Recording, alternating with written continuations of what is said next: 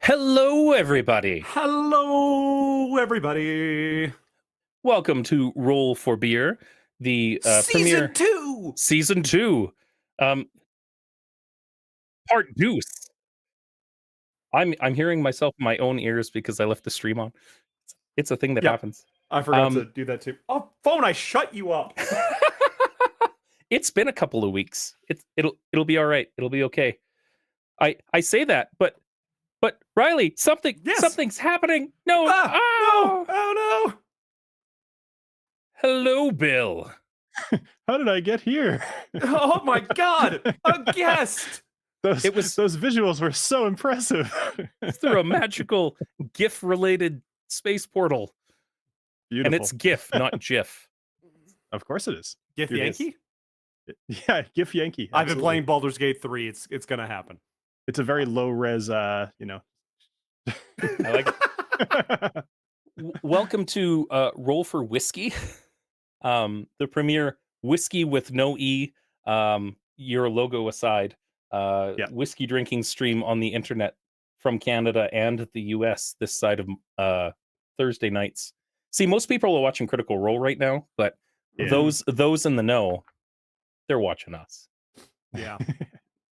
Well, thank you guys for having me on. Of course. How's your day going, Bill? My day is actually going very well. Tomorrow we have no meetings on the calendar. We do no meeting Fridays, so every Thursday night it's almost like an early weekend. It's fantastic. I love it. Yes. We have this thing in Canada where there's a stat holiday at least once in every month. And I'm proclaiming my ignorance here of the Americas, but I'm not sure if that's the same for you guys as well. Sometimes two stat holidays in the same month. We tend to average one a month, but there's some months that have like two, and then there's like 1 or 2 months that have none. So, if you make good use of your vacation time or your floating holidays, not a big deal. We tend to, because we stream Monday nights normally, just like you guys do with Dungeons and Drams. I'll throw it in the chat later. We always skip our stat holidays because we figure like 1 week a month is a good break for everybody. It sets a good pace and nobody feels terribly burnt out. I mean, the burnout is real. Mostly on the DM. It's true. It's amazing how many times we're going live at 9:30 and I'm still writing notes at like 9:27. Realistically 9:32. What? But still, rewriting an entire story right before you're about to go live? That's never happened before on this show. It's fair. Speaking of the show, in our usual rambly sense, I think it's time to we should get some beverages. And then Bill, I'd like you to talk a little bit about Whiskey Dick and what we can do to prevent it and or watch it. I said what I said. Well, this wall behind me should show you that I have absolutely no idea how to prevent it. But so I wanted to be the first guy on your show in order to normally you guys roll a D6 or sometimes a D4. Yeah, I wanted to roll a D12. Oh. I wanted to roll a D20. So I picked out 20 different whiskeys from my collection, and I have them down here next to me so that you guys can't get a peek of what I'm going to be doing. I will tell you, I really hope I don't roll low, and the stuff that I want to drink is up higher. So I don't want to roll before you guys do, but should we? We all roll together. So yeah, absolutely. Yes. So Riley has a tendency to roll into the glass he's going to drink from. And I'm going to do the same because I only brought the one glass tonight. Well, then I suppose I'll do the same. Brought 2 glasses because this is the one night I did. There might be a second whiskey. We'll see. So 3, 2, 1. Oh, Bill, that was some nice crystal. Yeah, thank you. So I got a 14. That is a 1 for me. So I got a 6 or a 3. We're gonna call it a 3 because you're in the third camera. Okay. 1, 2. Oh yes. So Bill, I have to ask you, left to right or right to left? What am I drinking? So for you, you guys usually go left. I'm gonna go right to left. Right to left. All right. I mean, I'm gonna be happy with either way if you go for me here. Can I pick yours as well? Yeah, go ahead. Then let's go left to right. Mix it up. Right. Same bottle We I go- had in my hands, but that's okay. We go a little crazy here. Mhm. So I'm very low Ooh. on mine. This is the Springbank 13. Ooh, This is That's a your- bottle that I. Go ahead. that's your 14, right? This is 13. So 13. it's called the Springbank Green 13. Okay. This one was it was sitting on a shelf for a very long time, and I kept talking myself out of buying it because I think it was like 110 or something like that. And Springbank is something that you kind of need to develop a palate for. And at the time, I did not have much of a palate for it. So I was like, why am I going to drop $100 on something that I might not even like? But then I remembered that that's this chore, quote unquote, that I've given myself is to do exactly that. So picked it up, and now it's almost gone. Yeah. So- And Springbank is an incredibly hard distillery to find in Canada at the moment. I don't know about down in the States. Same here. Same. Yeah. Same. Okay. Because, yeah, we have people asking for it constantly at my store, and it is not easy to get. Yeah. I don't know how much Love of a pop I'm going to get out of this, but I'm going to try. Okay. Ooh. more of a Yeah, that dull was solid. chunk. Yeah. Yeah. Riley, may I? Hey, go ahead. I have Last Mountain Distillery single malt, single cask whiskey with no E because it's Canadian whiskey. 100% Saskatchewan made. It's a perfect meld of malted and toasted barley with a rich taste of coffee and molasses. It's 100% Saskatchewan barley made. So Nice. a little Nice. close to home. It's aged 78 months in a freshly dumped Heaven Hill white oak bourbon barrel and then finished in a new white oak barrel. This is cask 150314. Nice. Sounds And- like it's and- going to have the usual Canadian caramel flavor. Quite a bit Nice. That's not bad. softer on that one. All right. Ooh, So very nice. I recognize that. have my Wine and Beyond cask, Old Scout straight bourbon whiskey. This is a bit of a powerhouse coming in at around 58%. So this is what you would call a cask strength. This was barrel number 24129 from Old Scout. Or is it Smooth Ambler? That's the Yes. name of the Correct. Smooth Ambler. Yep. And this is a 5-year aged whiskey. This comes out with this beautiful, almost peachy, molassesy tone to it that's just absolutely wonderful. Love it. But Duck farts. I know that didn't sound great. The pop was good. Yeah, the pop was good. Oh. Very nice. Now I can see through it, but I'll forgive it because it's really good. Yes, I am going to be so sad when this bottle is gone. Yeah, It's just like, you can't- Even among Springbanks, this one was a hard one to find. Oh yeah. So there's something that I didn't consider when we were putting all this together. Mhm. And it's that this is basically a telescope. And every time I drink, you're going to see the back of my mouth. We got proper I don't- like whiskey glasses. Yeah, that won't be too bad. I at least I don't think that's typically a problem with me on my streams and such. But that is a good insight, and I'm curious now. I'm going to be watching for it very closely. Right? I mean, if you needed a reason to start an OnlyFans. Like I call it only drams, actually. Only Yeah. drams. Only drams. Yes. That said, Bill, why don't you tell us a little bit about the Whiskey Dictionary? Sure. So the Whiskey Dictionary is actually, sorry. Have you guys already had a sip yet? Because we should I have. absolutely be doing. Okay, sorry, I haven't had a sip yet. So cheers, everybody. Thank you guys for having me on the stream. Cheers. Mm. So the Whiskey Dictionary, it started as an idea in my kitchen, but when my first child was about 1 year old, and I needed a reason to drink. No, just kidding. But I was sitting around and I was like, all right, I kind of want to talk about whiskey. Actually, let me even back up more because I love telling the story. So when my wife and I were first dating, we ended up going to a friend of hers house, and the husband was from Kentucky, and he asked me one day, he's like, have you really gotten into whiskey at all? I'm like, well, I drink like Jack Daniels or like Johnny Walker Black or whatever. Oh. He's like, no, like real whiskey. And, Yeah, and he was right to oh. say so, by the way. He was very right to say so. So we ended up going down to his basement, and he pulled out 7 different whiskeys, and they were everything from bourbons, rye, Irish, Scotch, maybe a Canadian, maybe. I'm probably not. We don't get a whole lot of Canadian whiskeys down here, by the way. So I only have one of them in my whole D20 setup here. But anyway, so we go through the whole flight, and I ended up giving my wife the keys to drive home. And at the time, dating her, she says, I find guys that drink whiskey to be very sexy. And I was like, sold. I guess I'm Done. a whiskey man now.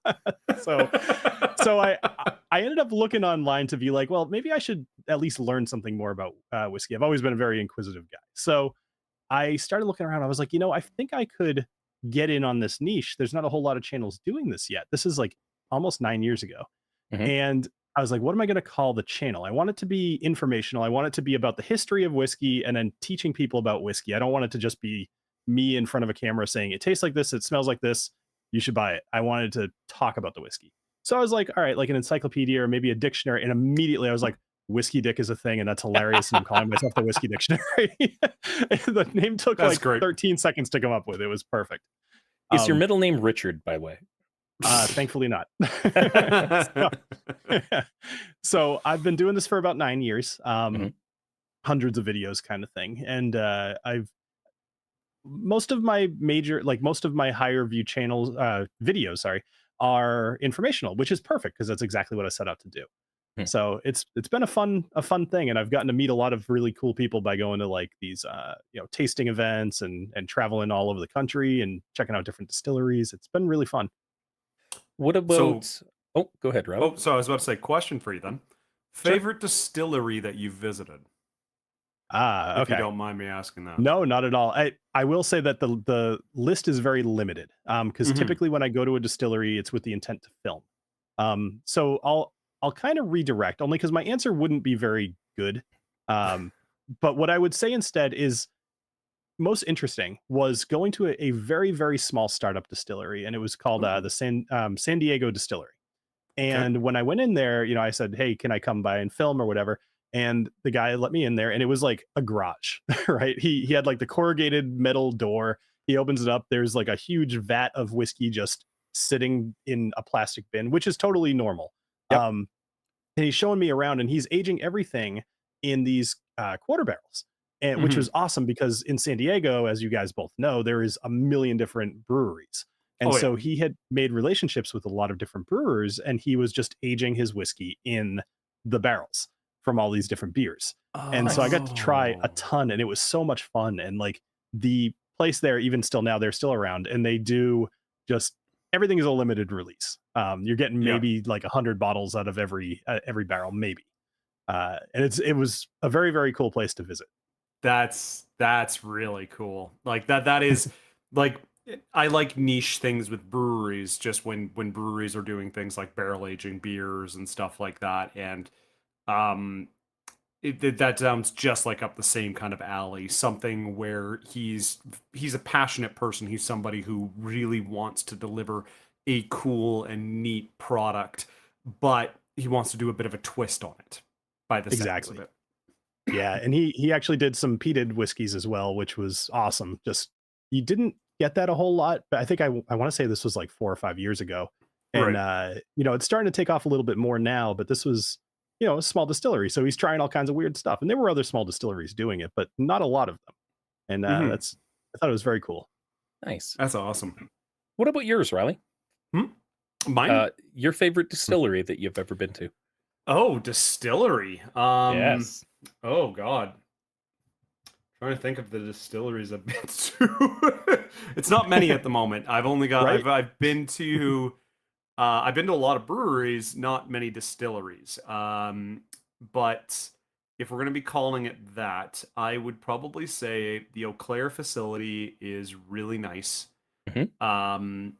And there's Confluence, which is here in town, which I've been to, but really haven't had too much of a chance to have too much of a tour of, sadly. But I want to do some more exploration of distilleries. Obviously, I could talk about all the different breweries I've been to. Got to keep you on your toes. Yeah, apparently. Distilleries. I was leaning towards Eau Claire Distillery for one. They do some fantastic. Like there's a prickly pear vodka that they do that is just cactus vodka. Oh yeah. But there's one out of Osuyas in BC. It's called Tumbleweed, and big old sliding garage door from the very start. It's Nice. a Al and Ginger. It's been a couple of years since they've been out there. I think they're from Kentucky, actually. Okay. But they do some of the best gin I've ever had. They do It's like Hascap moonshines as well. That was really, really good. It's But- funny that you mentioned that, because when you mentioned small distillery, actually, I would say that small distilleries kind of excel at making interesting gins. Yeah. I have found some of the better gins that I have in my upstairs. That stuff's upstairs. That's not down here in the I don't even have a name for this area, actually. Like, this whole room is all whiskey related, but I don't know, the whiskey dick room. That doesn't sound right. So the still, I don't know. I've been trying to think of some good names, and maybe I'll have to throw that out to my channel and just have people name this room. That'd be kinda barrel cool. room. The barrel room. Yeah. The aging room. The aging room. That's about right, because I work down here too. So Yeah. Well, so kind of to launch into the topic idea that we were talking about a bit earlier for the beer/whiskey topic for tonight, if you will. Brewing and distilling have some similarities and quite a bit of differences from each other. I wanted to walk through both the distilling process and the brewing process and kind of see what kind of similarities there are between the two of them, because there are a lot of kind of ideas or similar kind of processes, if you will. Yeah, they start off very similar. Yeah. So how much do you know about the brewing process? I know a whole lot that I learned today. and have notes in front of me on. Ask me anything about the 10 things I wrote down, and I'll tell perfect. you about it. So just to give like a quick gist of the brewing process, it starts off with milling the grain. So basically breaking it down to gain surface area to create the wort. That gets the malt then goes into a brewing tank, basically, or a mash tun. Hot water is filtered in, and you boil it. You make the wort. You boil the mash. You boil the mash. Hence the reason why it's called a mash tun. From there, it gets separated. Obviously, the grains are left over, sent to livestock, local livestock for feed or whatever. There's even a really cool company that's in the States that's actually turning grains into 4-pack holders. Oh, that's pretty. I saw that. Pretty cool. Yeah, it's really, really neat. And it's just like a clip-on for cans. It's really cool. But then it goes into the boil kettle where hops and other kind of things are added to the beer. From there, it gets cooled rapidly and put into a fermenter or a fermentation tank.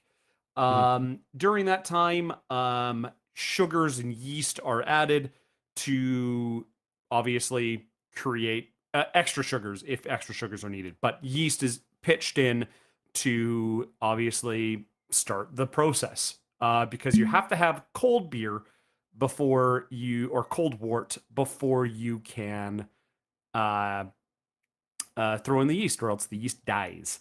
From that, from the fermentation tank, it can go into two processes. It can go either into barrels to become barrel-aged beer, or it can go into something called a bright tank. A bright tank is basically a tank where it starts to settle and CO2 is added. I'm going to interject right there, Riley. For those playing the home game, Last Mountain Distillery single malt whiskey, 1,000 times better with a single ice cube to bring out the sweetness in the toffee. Holy crap, yes. That is another thing that can happen. I don't recall the. Oh, sorry, go ahead. No, I'm not used to being on podcasts, and I'm gonna try No. my hardest not to talk over you guys. It happens. It just happens. And we edit it out later. Sometimes we Perfect. like run into each other. It's totally fine. yeah, We try and make space when we can. If you want to interject, do this. Just Yeah, raise your okay. hand. yep. Well, I'll do that. Teacher, Mother may I. mother may I. And from the bright tank, it goes into kegs, into cans, packaging, etc. But that is like the whole process that can take up to 3 to 4 weeks, depending on the style, or 3 to 5 weeks, depending on the style of beer.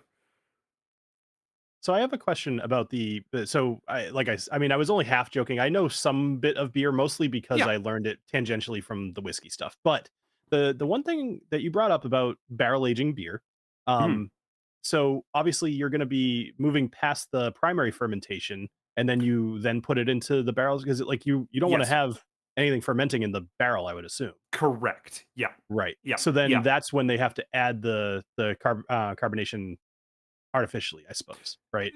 Is later on. Basically, yeah. If they add carbonation to barrel aged beers, because if you've ever tried barrel aged beers, they don't really have that same pop that non barrel aged beers have.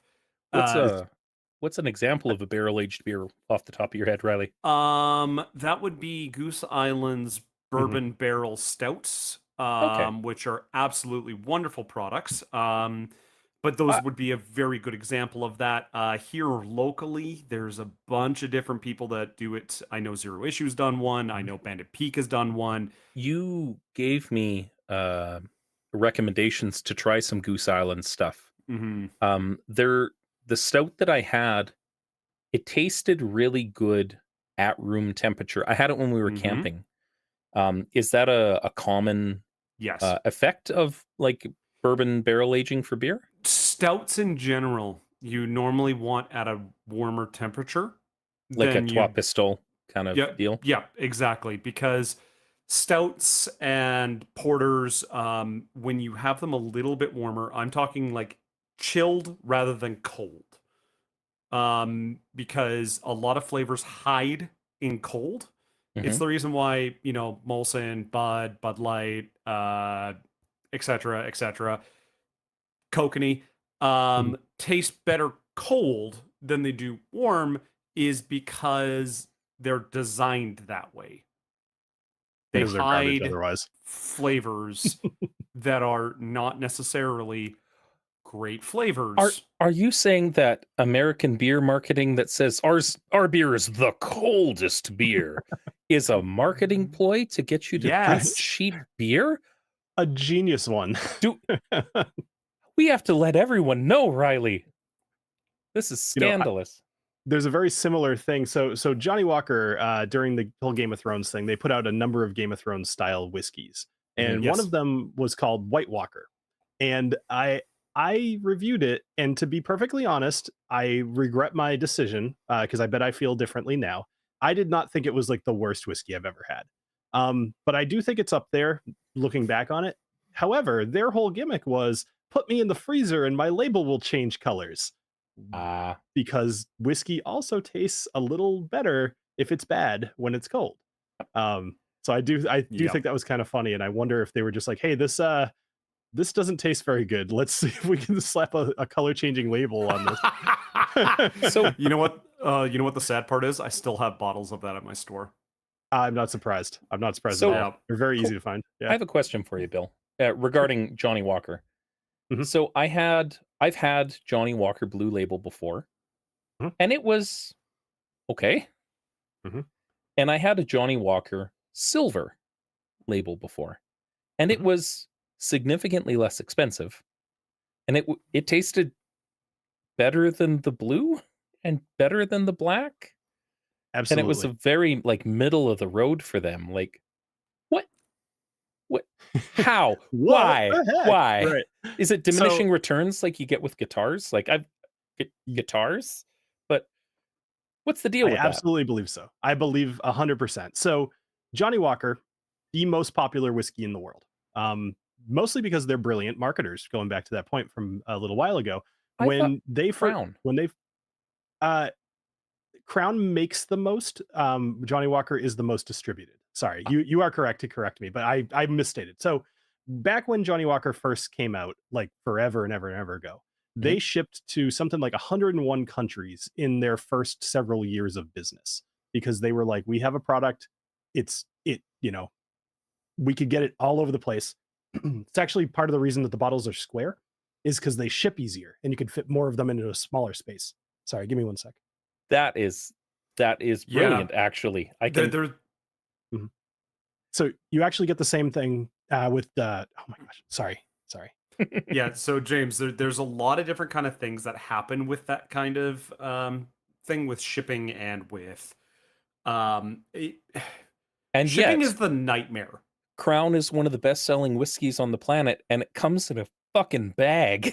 Yeah. Well, there's a reason why, and there's also other reasons why they ship only certain sizes to certain places, and Ontario's to blame for that. But anyway, Yeah. You were Alcohol saying, tax is a big part of it. Yeah. So with the Johnny Walker, right? So it's square bottles, so they can put it on a ship. It won't rattle around as much, and it won't break as many. So this was from way back in the day, and they just kept the bottle shape because now it's iconic. Getting to your point, though, so now you've got Johnny Walker everywhere, so everybody knows it. Now, what's the next question that people with money are going to ask? Well, what's the best one of these I can get?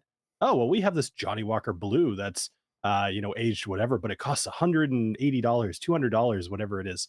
And American. An American, yeah. Sorry, I don't know Canada it's land about money. $350. Actually, no. Johnny, at my store, we sell it for about $270-ish. $270. Okay. So when people want to buy the exclusive item for anything, you're gonna have the top tier, and that's why people think of Johnny Walker Blue. And people that are totally not indoctrinated into whiskey, they still think that that's one of the big ones. Of course, now they think of Pappy Van Winkle, and Blanton's, and I could go on about that, and maybe I will later. Eagle Rare. Funny thing, Eagle Rare is not hard to find near me, and a lot of the like Wellers, they're not hard to find near other people. But just depending on the area that you're in, people are paying absolutely insane prices for these things. I on my shelf at my store, I have the green labeled Wellers available every single day of the year. Yeah. And what does it go for? About $50. Okay. Yeah, that's fine. I mean, it started as a $24 whiskey like less than 10 years ago. It was 24 bucks. Riley, Yeah. that we finished our very first Make-A-Wish fundraiser. That was a Dalmore 15 you got me? Oh, yeah. That was a Dalmore 15. That was delicious. Now, that lasted 3 days. Yeah, that bottle was about $120 when we got it. It has now gone to $200 a bottle here in Canada. I was looking at it for your birthday. I didn't buy it. Good.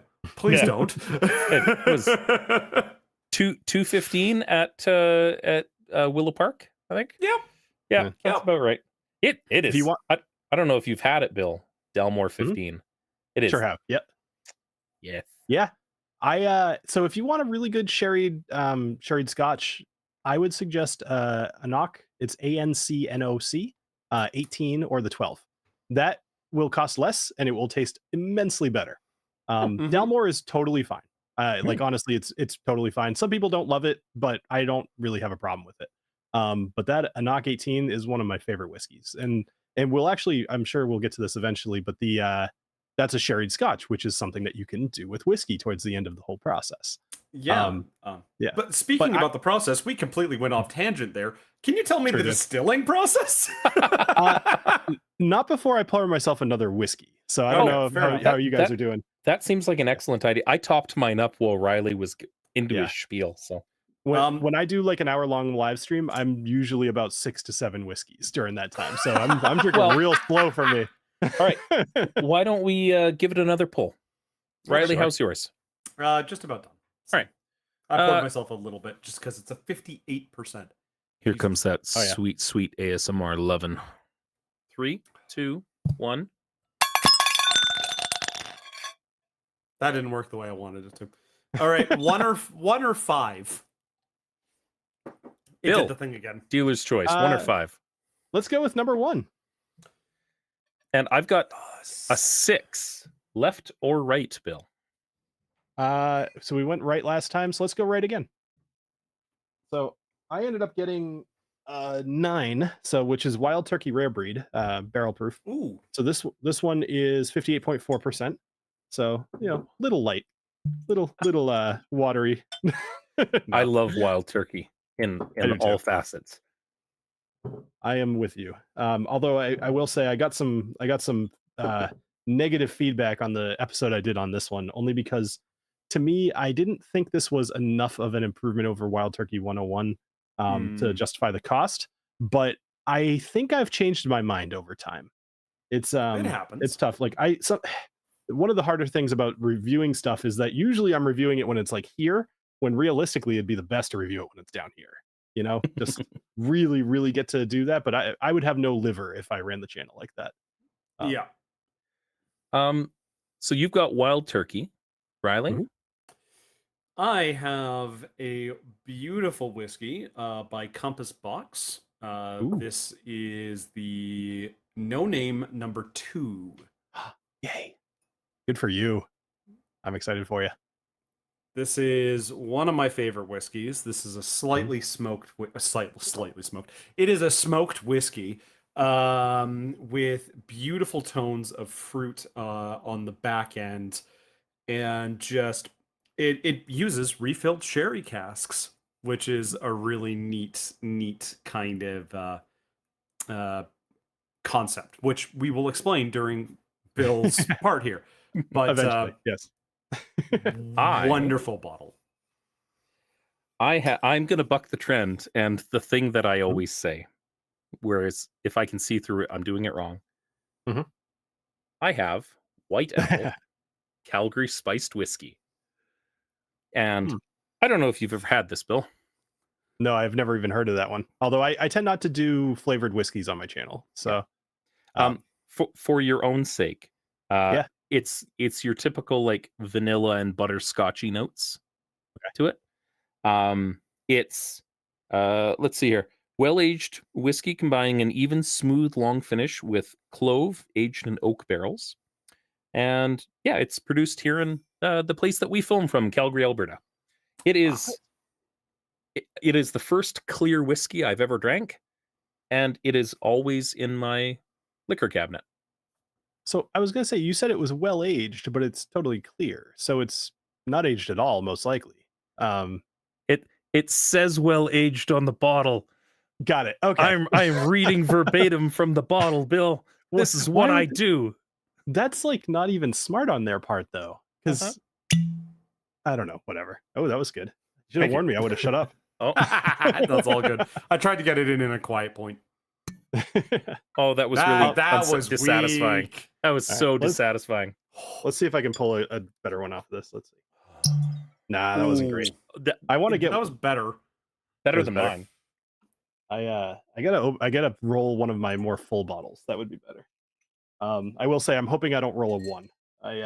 In true D&D fashion, I loaded the dice terribly towards the bottom of the rolls. I did not have technically I have a pretty cheap one on the table if I roll something really bad, but yeah. White Owl is the cheapest one on my list. Distillation. White Owl. Perfect. All right. So going back to like kind of what you said about the beer, there's a bit more stuff that can happen with the grain ahead of doing any sort of mashing or fermenting or anything like that. Mm-hmm. So as you mentioned earlier, the whiskey that you're drinking now, it is peated, right? It has a smoky flavor to it.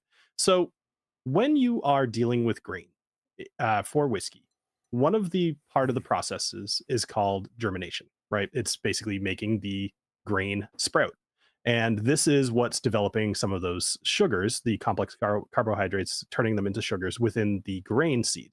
Now, when you smoke a whiskey, similar to what you were talking about with like, killing the yeast by like way too much hot water or whatever, this is like before that, you kill the germination process using steam.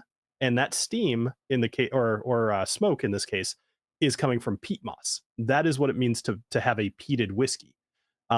The alternative is simply germinating them and killing the germination via steam, which doesn't really add anything to the flavor. But that's something like if you have a whiskey from, say, Islay that is heavily peated, it means that they really, really pumped that room full of smoke, and they have a lot of peat smoke that has worked its way into that grain. All right. Right. So once we have our grain, very similar process. You mash it, or you there's a better word that you used it for it, but you break it all up, you grind it, and then you end up making a wort similar to what you said, and then from there this is where it diverges. In order to take that wort and actually turn something into a like a heavier spirit, you need to distill it, which means that you want to boil it to a point where only the ethanol is actually evaporating. So you're in a still. Sorry, not a still. You're in a distill. I'm doing this poorly because I'm not used to just describing this in detail here. All good. So I'm used to like pointing at pictures too. So you have a still that is now evaporating your ethanol out of the wort, or the distillate that you have. It's going up to the top of the still, and then it is condensing and it's running off. Now, when you see something like an Irish whiskey that's triple distilled, basically they're putting this thing through a still 3 different times. When it comes off of, when it comes, what am I trying to say? When it finishes, yeah. Sorry. Yeah, after the initial distilling, it's only about 10 to 15% ABV. That's the part that I was kind of missing in the middle there. Sorry about that. So this is how you get moonshine, by distilling it too many times. Right. Well, that's for sure. So once you have your 10 to 15%, obviously that's not a heavy spirit. Then that's when you want to purify it by putting it into a still. And that's where you're going to be getting like copper pot stills and various different styles of stills, column stills, coffee stills. They're kind of the same thing. But that is where you can really dial in your whiskey, and you can change the flavors. And depending on where you decide to cut the distillate coming out of the still, that is what you make your whiskey out of. All of that to get a clear liquid that can taste totally weird or somewhat neutral, depending on how many times you've distilled it. And then you go into barrel. So as you saw, like way far back is where it diverges from beer. Yeah. So except for barrel aged beers. I have a question here. Sure. The fermentation process, Riley, for beer. Yes. How many days is that? Is it left to ferment before distilling, so to speak? I believe it depends on the yeast strain. The yeast strain changes a lot because an ale yeast can take 2 to 3 weeks, depending. A lager yeast can take 3 to 5 weeks, depending. Okay. And Bill, yeah, for whiskeys, what about the fermentation? How many days or weeks for your typical Irish whiskey? So typical whiskeys kind of across the board tend not to ferment for more than a couple days.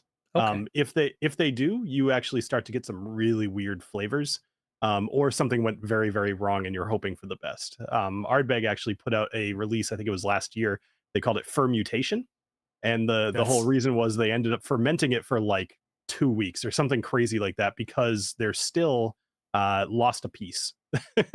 I like it. Or it was like part of the line arm, and it ended up either getting detached or something, like I forget the details, but they had to fix it, so they just left it in there. They were like, well, we don't want to waste this, so let's sell it as a special release. It was a weird taste. It was a very weird taste. I would do it again, but it was not fantastic. So the reason I ask, we got this Manamboshi Goshu. It's a shochu liquor from Japan. And I looked into it because it's a little different from, it tastes kind of like a whiskey, but it's closer to like a bourbon, or not a bourbon, sorry, a brandy, because it's a kind of it's a clear liquor. It doesn't fit into one camp or another. It's just basically booze. but they ferment it for like 3 or 4 days, and they create this liquor in the same method that they use to create sake. Mhm. So it's open air fermentation and then forced into a still after only a couple of days, which struck me as like really, really quick compared to what I'm used to with beer, right? Mhm. But if that's the way that whiskey goes, it sounds like that's kind of on the same page for it, between 8 to 10 days for this. Right. Yeah. And I think a big reason is you don't want to develop too much within the fermentation process. You don't want the yeast to get too crazy. Hmm. Otherwise you're going to have a really off whiskey.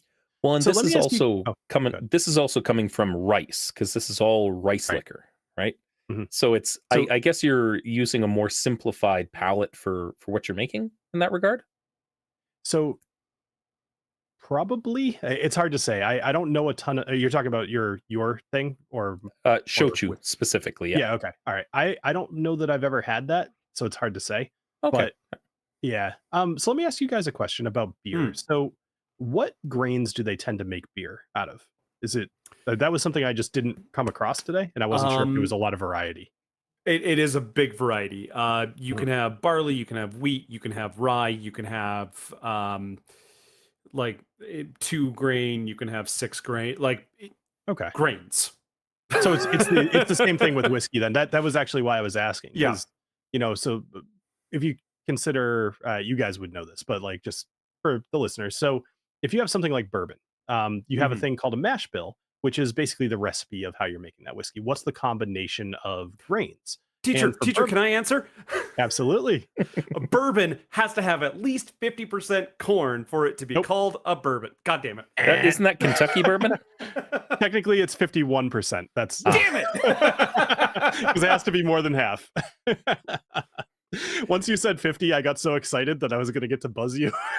Damn it. I should Now, know that. I'll give you a bonus question. How Okay. much percentage do you think rye whiskey has to have? Oh God. Oh, I know this. it's lower than that, Mm-mm. I think. I Rye remember whiskey. I remember having a talk about this. It has to be 51% rye, I think, isn't it? Correct. Yeah. Yep. Oh, okay. Now, Riley, this one's for you. Mm, How about a okay. wheat whiskey? A wheat whiskey is 51. It's 51. Yeah. How about X grain whiskey? Yes, it would be whatever grain whiskey. Yeah. So Yeah. basically, that's the thing. When you see a wheated whiskey, that you can know that the mash bill is going to be a certain thing. Now there is it's actually one of the whiskeys I have down here. So this is actually from Canada in a way. This is called Found North, and this is actually made by a guy that I've become very friendly with. He imports whiskey from Canada and Mhm. ends up making all kinds of stuff. Now, what I love about his whiskey is he puts the mash bill right on the bottle. And Oh. I'm starting to see a trend of this, and I'm loving every bit of it because not only does it make my job easier, but it also is just transparency and marketing. Um, and I just love that people do this. Now, I don't get a whole lot of Canadian whiskeys down here, like I mentioned before. Mhm. Is there anything like that with Canadian whiskeys? Because Canadian whiskey can be really crazy. Like you guys, well, I could explain to you about Canadian whiskey. I'm sure you guys know. But for the audience, again, the idea is you don't have to put stuff together before you distill it. You can distill all the different parts and then mix them together before you put it into the barrel, or even just way later in the like before you put it in the bottle, you can mix things together. Which is a cool concept, and I like that about Canadian whiskey. It's because we don't live in Scotland, where there's a very specific precedent on what Yeah. it takes to become or to be called Scotch whiskey. Yeah, Right. well, I mean, again, it's one of the reasons why I love Compass Box is because the guy's a shit disturber in Mhm. the whiskey world. Yeah. One of my favorite stories about that is he had a barrel or he had a project called Oak Cross. Oh, I love Uh, that one. yeah, and the Oak Cross, what he originally did was he took an American oak barrel and a French oak barrel, broke the Mhm. barrels apart, and put them back together, slat by slat, interchanging what slat was which slat. So it'd be an American oak, French oak, American oak, French oak, and then he changed the butts. So one was an American one and one was a French one. And the whiskey committee almost had a heart attack when they found out about this because they're like, you can't do that. You have to blend them. And he's like, why? And it became this huge argument. And they finally said, like, if you don't like revert it back to doing 2 barrels, we will take your whiskey license, kind of thing. So, Bill, I have a question for you. Trivia time. So several answers for you. One of them might be right. What is the what kind of barrel does a Scotch whiskey have to be put into immediately after distilling? So typically it's an ex-bourbon barrel, but it does not have to be. So to be called a Scotch whiskey from Scotland. To be called a Scotch whiskey, not a single malt Scotch or anything like or a blend, but just a Scotch. I mean, I'm guessing you're just going for an ex-bourbon barrel, but it's not ex-bourbon. It's more that has to be oak. Okay. Yeah. How many years? At least 3. At least 3. Ding, ding, ding. To be called a Scotch, it also has to have Scottish barley in it. It also has to be at least 40% by volume.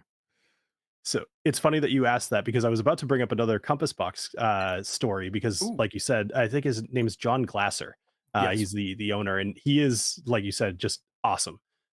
He did this thing. He called it the 3-year whiskey or 3-year or something like that. And the idea is, like I just said, you have to be at least 3 years old. And then he put like 27-year, 19-year, all kinds of crazy stuff in it. And he was it's another way to just show like, hey, our rules are stupid. So yeah. And then he put like a little tiny bit of 3-year-old whiskey in there. You wouldn't even taste it, but just to be like, well, you have to rate all of these things by the youngest whiskey that's in there. And in this case, it was 3 years old. So we call it the 3-year whiskey. But I like those things flew off the shelves. Yeah. Oh, yeah. That you cannot find that bottle anywhere. I'm trying to find a no-name number 1, which is a bit easier to find, but it's still around $300 to $400. But yeah, the Oak Cross was actually that was the first Compass Box I ever reviewed. Was the Oak Cross? Nice. Yeah, I actually have a picture of it on my wall over there. I love it. This is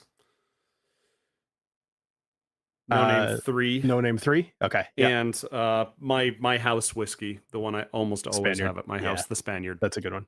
Yeah. I'm sure you've tried Hedonism and Spice Tree and such, right? Spice Tree, yes. Hedonism, it's on my list. They are back in Canada at the moment, so I will be buying a bottle. Move it up your list. Yeah. Yeah. Oh, yeah. So, Bill, you and I talked about this one night. What's your most memorable whiskey? It doesn't, not expensive, not like, the thing that you're like, what has a story behind it for you? That's a good question. I'm trying to think of trying not to necessarily think of what I would have told you the other night, because frankly, I have no clue. My most memorable whiskey, I kind of want to. Yeah, I know exactly what I have it right here. I'm gonna have to put it back in the order just in case I pull it. So this one right here was my first single barrel pick that I ever did. So this is from a company called 3 Chord. Oh, yeah, I know them. So 3 Chord does not make whiskey. What they do is they buy whiskey from a place in this that I'm realizing now that like the distillation part of whiskey is actually like the wicked boring part, at least to me. There's all the other fun stuff that you can do with whiskey afterwards that's way more interesting, like finishing it in different barrels and buying from a company. So there's a thing called MGP. I forget what it stands for, but it's basically mass produce whiskey to your recipe, your mash bill. And then they will either age it for you in whatever you tell them that you want, or they'll send you the liquid, and then you could do whatever you want with it. So you guys know Pat Benatar, right? Yep. So her husband started up this company, 3 Chord, and he decided to just, try to source cool barrels and age some whiskey in it. And so I did a single barrel pick here. And now single barrel picks are one of the most fun things that you can do in whiskey. So they, excuse me. Bob Bennett, right? Yeah. Yeah, that sounds right. Sorry for the audience. I'm fighting a cold. Interesting tidbit while he clears his throat. When you Google 3 Chord whiskey, the first video that comes up is one of Bill's videos for the Whiskey Dictionary. Yeah. Nice. So what I ended up doing is you work with the company, you say, hey, I want to do a single barrel pick. They say, great, we're going to send you some samples. Now this was prime COVID time too, so a lot of times you'll go out to the distillery and you'll try it right then and there, and then you'll just agree to buy a barrel. In this case, they sent me 4 samples. I didn't like any of them, and so I told them, I was like, I'm a little worried this might not work out. So then they sent me 3 more, and I liked 2 out of the 3, but I ended up picking this one. Now, if anybody out there has ever had Old Forester 1920, it's probably the closest thing I could compare it to. Ooh. And I will say with some authority that this is one of my favorite bourbons I've ever had. I don't have any more of these for sale either, so you could totally know that I'm telling you the truth. It's only 4.5 years old, which was crazy. It's 58.28%. It was 60% corn, 36% rye, 4% malted barley. So it's a high rye bourbon. Mhm. And I just think it's fantastic. I love this whiskey. Yeah, I love it. But that's probably be awesome. that would be my most memorable one. What Pretty did I much. tell you the other day? Do you remember? No, we were just shooting the shit on whiskeys, and I was Yeah. asking you about a couple to buy Riley for his birthday. So Yes. Okay. That's right. Yeah. Riley, what Thank about you? What So we're gonna go back to the Dalmore. Mhm. And this was when I first started working for the company I'm currently working for. There was an event when the store that I was working at first opened. And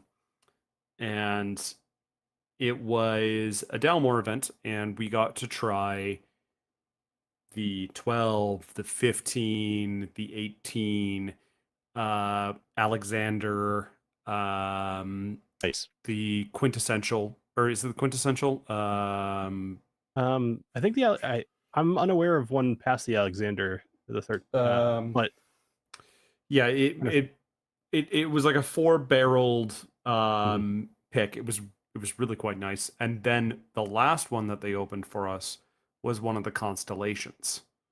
oh yes, yep, I forgot about those. And the Constellations, I can't even remember the year now. It was about 6 years ago I tried it, and it was amazing. I think it was it was either 66 or 71. And it was a phenomenal product. It was like 33 or 40 year aged, and it was just like, what the hell? And they just were like, yeah, we're the first event here, so we're gonna do something crazy. And they opened this barrel, and we got like the tiniest amount, and like a dash of water was added just to give it a little bit more like length on it, and it was just like, Right. oh my god. So yes, talking about memorable experiences, really cool experience. Got to try that, and it was just like, wow, we literally got to try one of the most expensive whiskeys in our store. And yeah, it was a crazy one. How about you, So, James? yeah. So in 2004, I got a package, 2004, 2005, some such. I got a package in the mail from a friend of mine over in England that was friends with the owners of William Grant and Scott's. Mhm. So they own Balvenie, they own Glenfiddich, they own a lot. Yeah. And they were starting a new whiskey company. And the whiskey company, they originally called it Batch 27. And so I got in the mail, wrapped in styrofoam and just surrounded with candy. So the customs people that opened it up thought it was just a big brick of candy. Didn't want to pay custom. I'm not throwing anybody under the bus here, I promise. And it had 3 brass monkeys on it.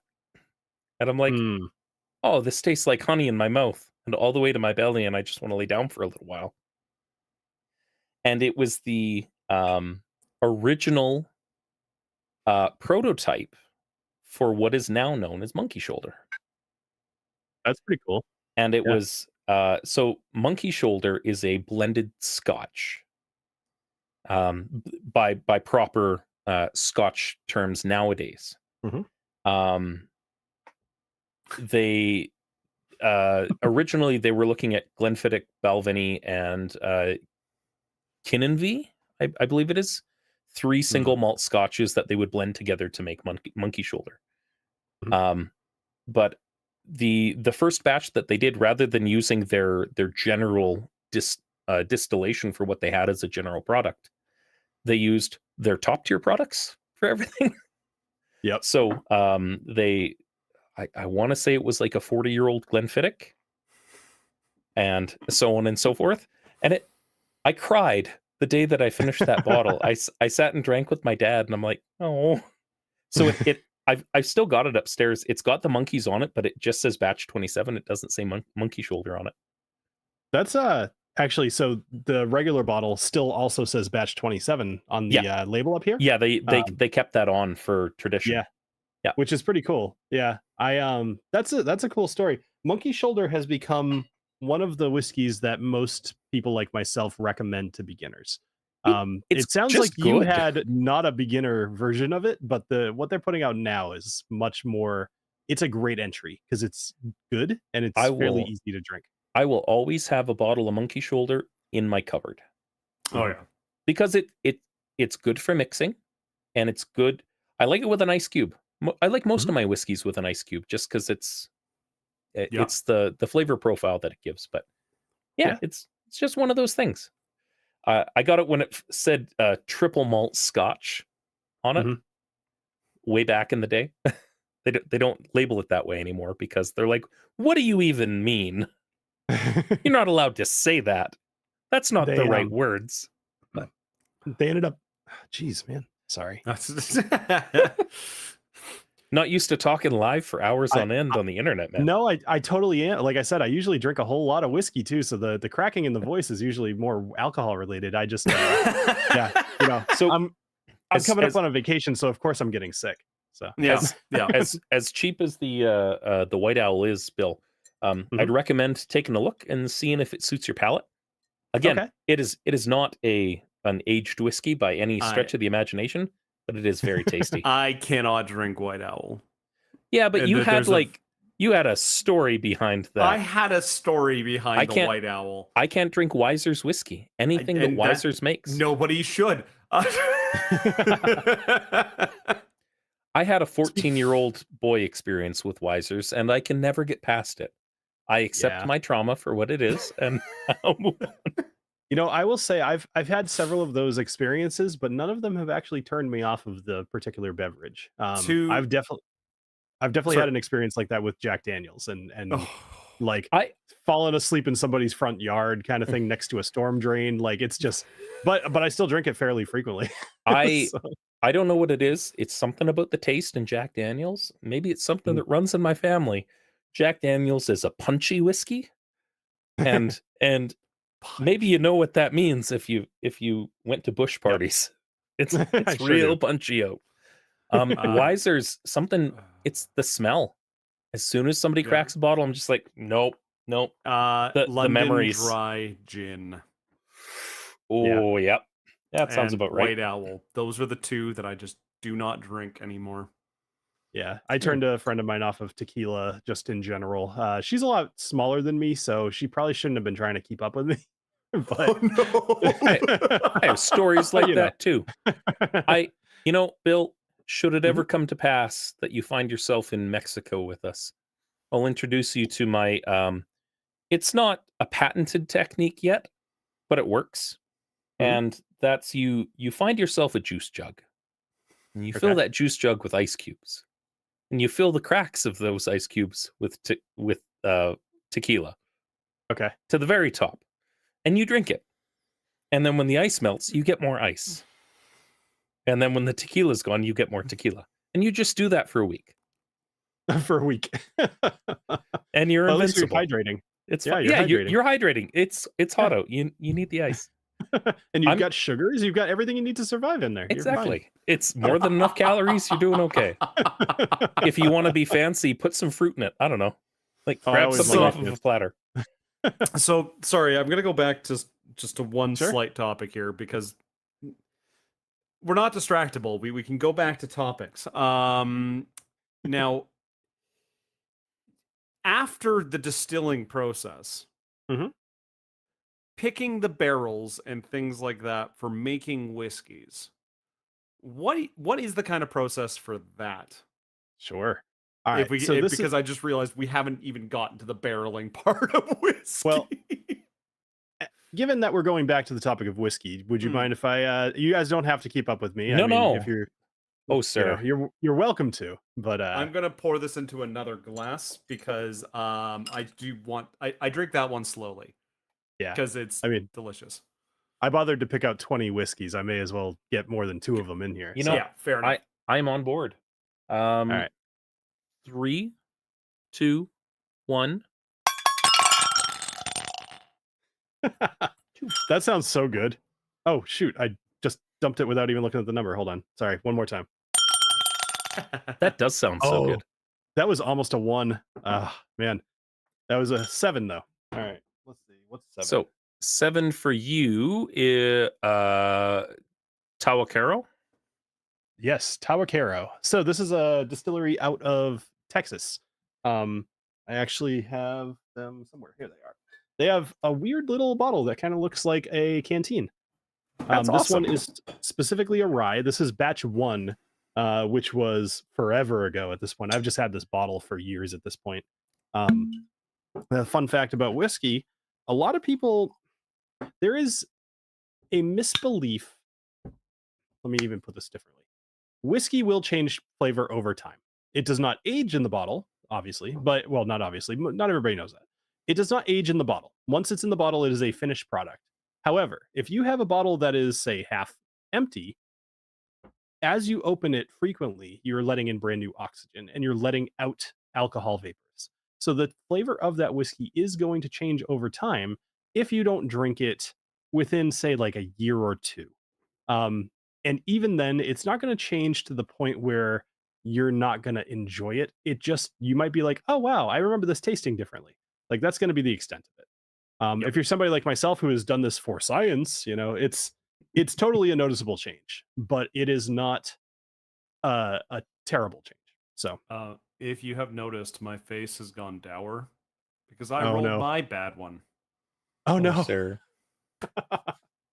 I rolled my favorite of what's here. Oh, Ooh. nice. What's that one? I have Keeper's Canadian whiskey from Stillwater Lake, Nova Scotia. Ooh. Very nice. This was a birthday present from my buddy Matt this year after he spent a whole bunch of time back there for work. And this is so my favorite whiskey is generally like a Lagavulin 16 is my right there. Okay.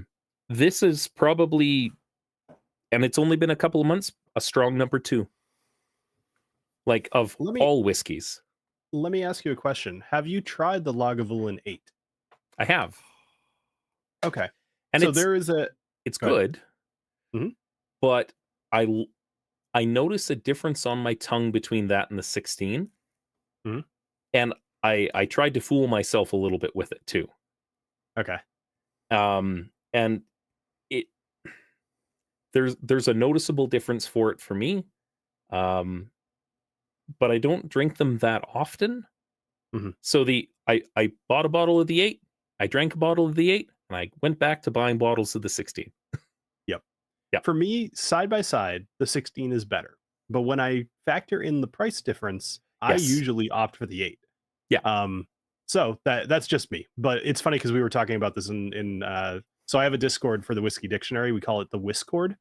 And we talk whiskey all day long every day. So we were just discussing this today. So Riley, what did you pour that was your 1? What is that? It's a swear jar? This is called the swear jar. I don't know this one. Yeah, good. This is like a $30 whiskey off the shelf. Canadian. This is a $40 whiskey off the shelf. So for Bill, that's like 16 shillings. First of all, look at this cap. Oh, Look at this freaking cap. oh, that's a water bottle. It's not a good whiskey, so they want you to reuse the bottle. Yeah, as You a gotta get swear some use out of jar. it. That's see. the point. Oh This- boy. This stuff is because I'm just looking it up now. I'm still on the first bottle that I received. Is $40 a bottle. Brand new out of Canada. I don't know where I can buy it other than Nova Scotia, but I hope I can get it here. Nope. I'm enjoying So- Riley's facial expressions. Yep. Oh, this is not a good. Oh, okay. So swear jar, made somewhere here in Canada. It actually doesn't even say where it's made here. Hold on. They don't want you to be able to find them. Distilled and bottled in Canada. Swear jar craft distillers, Montreal, Quebec. There we go. So somewhere it's in made by the Montreal. French. It's worse. It's made by the Quebecois. No. I like Quebec. Don't get me wrong. Please don't cancel me. This is ethanol. You could run a car off of it. Ethanol. Third note. Slight caramel. Oof. Yeah. I have yet to ever taste a Canadian whiskey that doesn't at least have caramel. I mean, in the same way that pretty much every bourbon has it too. This is yeah. a little faded from living in a cooler while camping. The lighthouse stood tall and dark before the crashing sea, when shippers hailed to no reply. To the depths they did not concede. Now here I stand in the beacon alight, with flotsam and debris, and some might say that all was lost, but it's not lost to me. Finders keepers. Okay. Meanwhile, my bottle says, "Pay up, potty mouth." Whenever someone swears, they need to pay up. Soon you'll have enough to cover your next bottle. I see. That's wonderful. So Sealed, tight seal. Sorry, I just read the top. Tight seal. We don't share our whiskey with angels because they don't want it. Right. So you had asked a question about barrels a while ago, before I made you guys drink more. So there's a few different ways that you can think about it. So if you have oak barrels, right? Let's just say that you are a regular Scotch distillery and you just need something to put your barrel in for the next 30 years. You are going to be getting oak barrels, likely from either Heaven Hill Distillery, which makes bourbon and other, actually they make a lot of different things down here in the United States. Or you might be getting it from Jack Daniels. They could be sending it up there. And there's a couple of other cooperages, but there's not a lot of cooperages here in the US that make a lot of barrels. Heaven Hill Barrels is what Last Mountain is distilled Exactly. at. Yep. Exactly. So you send your barrels all over the place, and places all over the world use ex-bourbon barrels. And almost every Scotch, you're going to find that as part of their maturation. Where you get a lot of your flavor from, well, actually, let me even stop one more second. So when those barrels come over, they are often recharred, meaning like big fire, and they burn what was already in there, and then they re-toast the inside of the barrel, which caramelizes the sugars that are within the wood. And that is where you're getting your carbon to help filter out the whiskey, but also where you're getting vanillins, which is exactly what it sounds like. It's a type of Bank robber. Yes, vanillins. Vanillins. Let's go down to the local bank and rob. It's a vanilla bean that twirls its mustache and strokes its goatee. That's really funny. Quickly, actually. I need to find the person to tie to the tracks. The antidote is under my hat. Jaunty tune playing in the background. I love it. So vanillins are a type of fatty acid, essentially. They're going to cause some flavors with your whiskey. But these all go up. They go up to Scotland, they go to Ireland, they go to wherever, and then you dump your whiskey in them. Now, if you want to, say, get a whole lot of really nice fruit flavor to your whiskey, you could do a couple of different things. You could either import some ex-rum barrels, which is less the common practice, or the more common practice is get ex-wine barrels, most notably different types of sherry. There's 2 or 3 different types of sherry, but the big ones are Oloroso, and then there's another one called Pedro Jimenez, which is just PX sherry.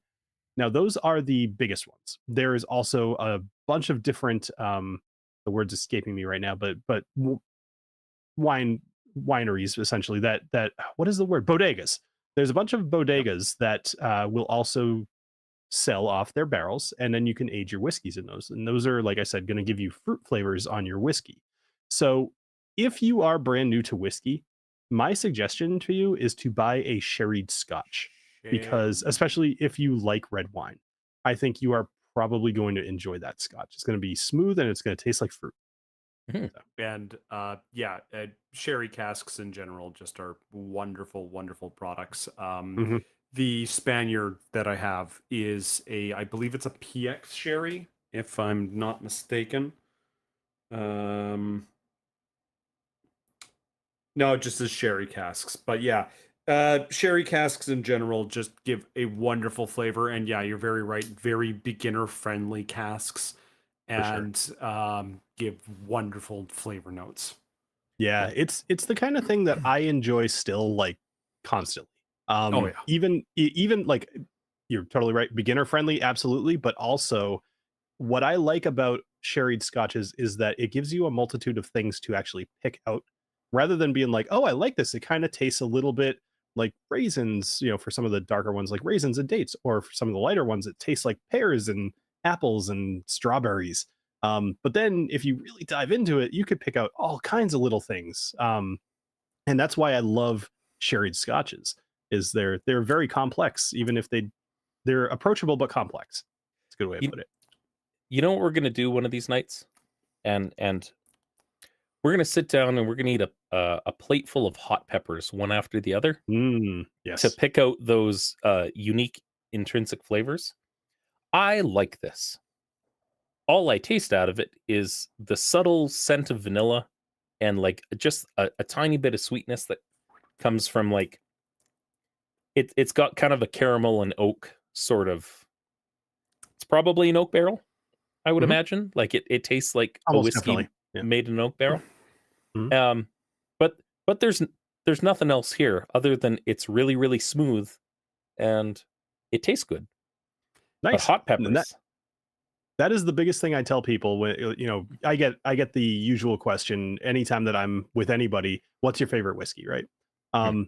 But whenever people ask me what they should try, I always point them at things that I know that they'll either like or hate. And I'll tell them that. I say, you shouldn't be worrying about picking things out. I get this a lot too. They're like, how do you get these different tastes and, nose and all these different nuances? I'm like, because I've been doing it for like 9-10 years. It's not easy to develop that, but you shouldn't be trying to either. You should be deciding if you like or don't like a whiskey, and then ask me for more recommendations, and I'll probably give them to you. So in that vein, we filmed an intermission between season 1 and 2 that may or may not see the light of day, depending on editing. We'll see how it goes. But one of the spoiler warning, one of the beers that we drank was a ghost pepper beer. And it was pretty good. It was pretty good. Riley's like, this is hot. I'm getting a lot of heat out of this. And I'm like, I said there was heat. I didn't say it was hot. Well, you didn't lose your mind, but you know what I mean. And for me, I got no heat out of it.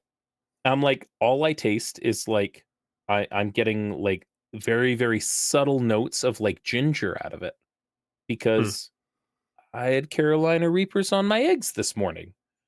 And it's your palate changes based on what you're tasting and going through. And I feel like it's a very similar sort of, I'm not broken. No. No, but I was going to say it's one of those things where it depends on how you train your palate. Your palate is trained towards spicy foods. Yep. And that's fair. My palate is trained towards beer. Bill's palate is trained towards whiskeys. Yes. And so, yeah. And sometimes our palates do get confused, especially in blind taste tests. I got 3 out of the 5 beers correct for the blind taste test, which I was pretty impressed with. That's good. That's very good. 3 was 3 at least in the ballpark. You called out the right type of beer, but not the right not the nuances. the nuances or not the producer. No. But that is what it is. Like you hit all the right notes, and that was the important part.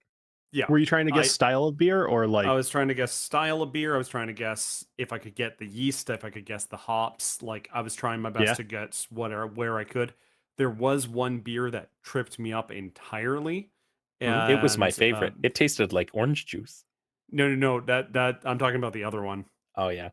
Yeah, but the hop combination was something I wasn't aware of could taste like that, and it just was like, what the hell? When it got revealed to me, and I was like, okay, all right, bravo, you messed me up. Our good friend David was behind the camera and plying us with drinks, and we were trying to do it as a sort of a try reveal. Bring the beers out, taste it, tell us your thoughts, guess what it is, kind of deal. And for me, I'm like, it looks like pee, and this one looks like pee. This looks like pee after a long night of drinking. I don't have them within reach, but I have Glencairns, which is the type of glass that I'm using, that are completely black. And they're awesome. I've got 8 of them because that's usually like if I do a blind flight, I want to have at least 8. Not all at once. Like that's my max, right? So they're awesome though for that kind of thing because you can't look at the color. Funny thing. Now this will only translate to people on the YouTube channel, but James, you should keep this in mind when you're judging the color. The back of our heads actually is a perfect little like white sheet to put things up against. Oh my. Jeebus. It's like, well, you look at the color of my whiskey. Holy crap balls. Right? Look, I bought a zoom lens for a reason. There you go. I do it all the time, and it's just like, oh, look at that color. So originally the thought was we were going to get some solo cups and duct tape around most of them so Riley couldn't see the color of the beer. But he bitched and complained so hard that we went with clear glasses. It's part of the experience, and I'll never let him live it down. I'm not going to help you. I'm not going to help you make fun of Riley. I think I like Riley. I like Riley too. It's why I take the time to make fun out of him. Yes.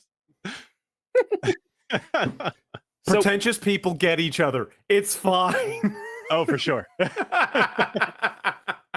Here's the I have a hard time because the things that I'm pretentious about, other people don't eat. Yeah. Well, actually, so I eat extremely spicy foods myself. I don't necessarily put Carolina Reapers on my eggs, but I absolutely have had Carolina Reapers, like as a sauce on wings or whatever. I've done several like hot wing challenge kind of things. I did this. They used to do this thing in Boston, which was awesome. It was called Hell Night. And they had one of the coolest things. And I always wanted to recreate this, but I don't have enough friends that enjoy spicy food to make this make sense. What they did is you could buy, it was called meatball roulette. And it's kind of what you would imagine. They hand out 1 meatball per person. And one of them is just incredibly like going to kill you spicy. And all of the rest of them are like pretty darn spicy. So the best part about doing this is that everybody thinks that they got the really hot one because everybody's is very hot. But one person, the person who's usually not saying anything, that's the person who actually has it.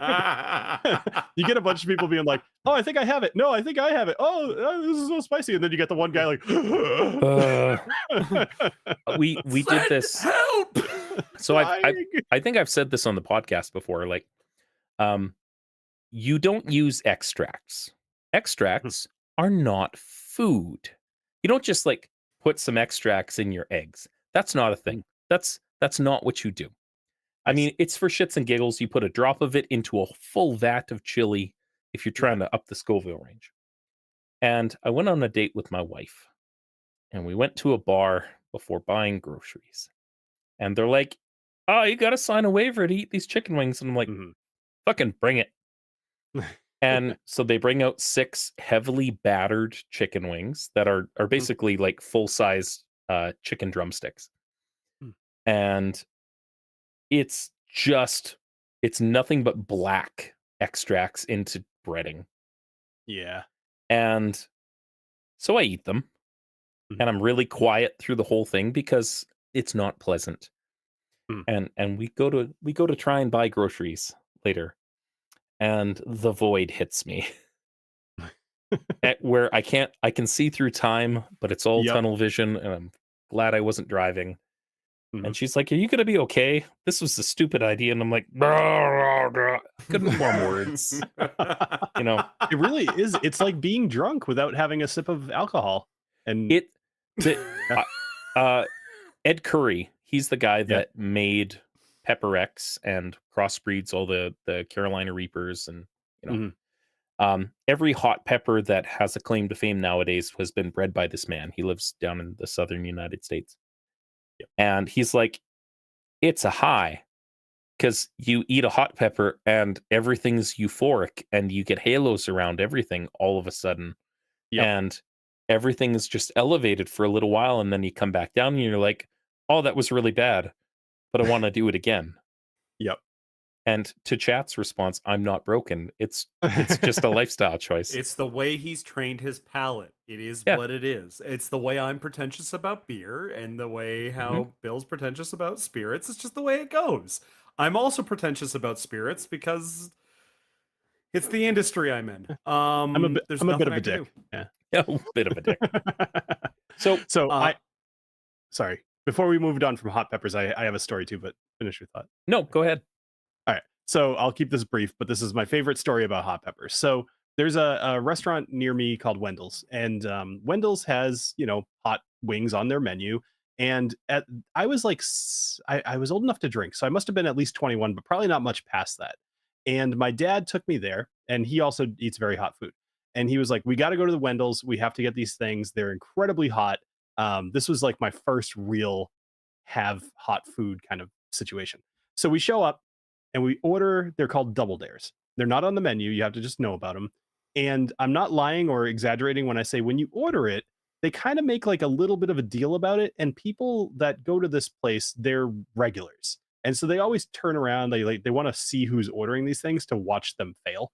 And that was exactly the reception that we got. So, we want to order double dares, and people just turn, right? So they bring them out, and it came with a plate of 11 of them, which was the worst because it's both my dad and I. So now we're trying to outdo each other. What it looked like, it was like a slop of brown, like like chunky. It was habaneros. It wasn't that crazy, especially nowadays, but it was habanero pulp, and then they sprinkled it with habanero seeds, and it was just thick. So we eat this thing, and they were very hot. Both of us finished 5, and we left the one down in the middle. And we both made a gentleman's agreement. Neither one of us needed to outdo each other, which was great. And we finished it. That was awesome. Here's the funny part. So I get up from the bathroom because I think I had like 4 beers at this point, and I go up to go to the bathroom. When I'm in there, this guy that's in there, he's like, "Hey, you're the one that ordered the double dares, right?" I was like, "Yeah," guy who's talking to me in the bathroom. "Sure. Yep. Yes, I am." And he's like, "Wash your hands first." And I was like, Yeah. "Oh, Yeah. smart." Yeah. So, yeah. And that guy probably saved my life that day. I have done that. Yeah. This is telling. I was cooking and then picked up my baby. Oh, no. Okay. Yeah. You have Yeah. never heard crying. Oh. And just like on their leg, not a good time. Not a good time at all. Oh man. Oh no. Oh, At that's least you that's weren't tough. changing the diaper or something like Yeah. that. I've also Christ. done what you're describing and like Mhm. went to take a leak. Yeah. And there are problems Right? there that don't go away right away. Right. I sat through 4 hours of a D&D session just like sweating and hurting and Oh, leaning over brutal. a table while trying to DM at a friend's Well, house.